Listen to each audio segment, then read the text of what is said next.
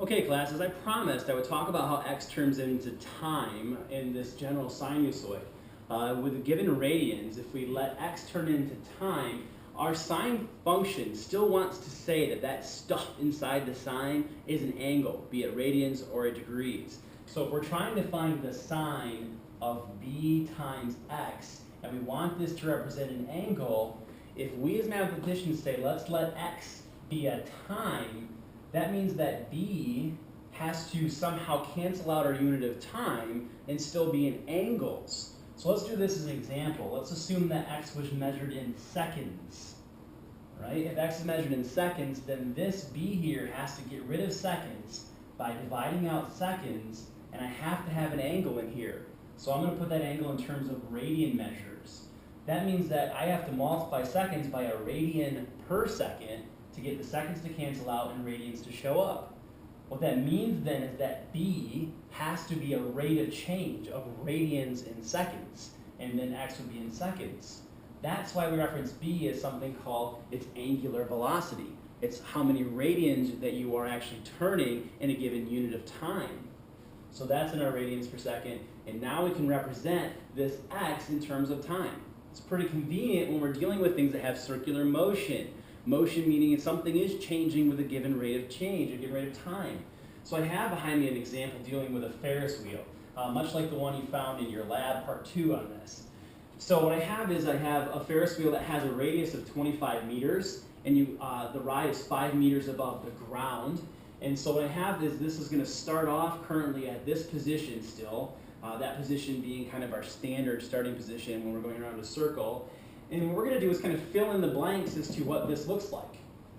Well, given the radius of our circle is 25 feet, a would be 25 feet. So my function would start off with 25 times the sine, but inside what we're going to do is fill in the b value as its radians per second. Well, notice I put on here the period is equal to 1 full cycle, and the cycle is in 30 seconds. Okay? So I can do a full cycle all the way around the circle in 30 seconds. Well, another way to think about this, I wrote that period is equal to 2 pi over b, where b is my angular velocity. So why don't we go ahead and fill in our period as 30 seconds? That would be 30 equals 2 pi over b. Well, I want to know what b is because b is going to go into the function rule.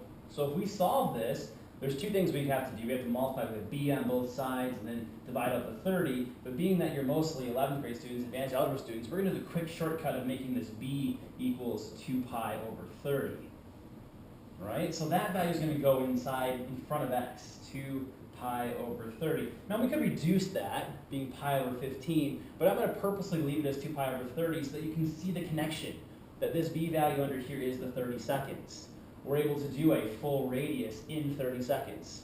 All right, or a full, I didn't mean radius, but a full amount of radians in the circle, the full 2 pi radians in 30 seconds. That's our rate, okay? And we're gonna multiply that by x. And then we're gonna add to it whatever our midline is. Well, our new midline would be up here, which is equivalent to a radius plus the 5 meters, being 30 meters as a y-displacement. So you would add on to this 30. And this would represent our position, our vertical position, the height at any time in this circle. Well, it's pretty rare that you get on a Ferris wheel up here at the top of at the midline of your circle. Most of the time you're going to want to get on down here at the bottom, right, where they stop the Ferris wheel and load you. Well, if you think about that, that is a rotation. That is no longer starting off here. You're starting off 270 degrees, or 3 pi over 2 counterclockwise radians this way. Or, if you think of it in terms of going the other direction, that's going pi over 2, or 90 degrees clockwise. That would be an adjustment in the angle as to where I start. Well, down here I wrote another general form of a sinusoid. And in this general form, we've added that component, this piece that affects where we start. If x is time, this is affecting more or less where the time I should start recording would be, but it's also affecting the angle at which you start and begin at. Well, we also found from our lab that that value can shift the angle on a circle, or it shifts the horizontal position on the wave graph.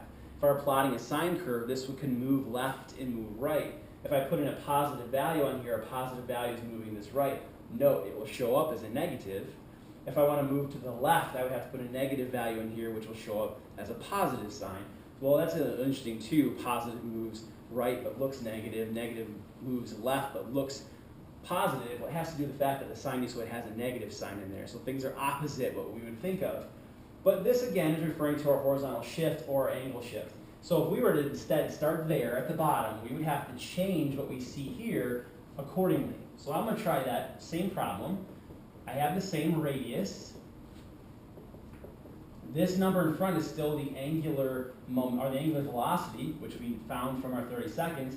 So 2 pi over 30 still exists. I'm going to new set of parentheses here. X goes here, and this is where the shift occurs.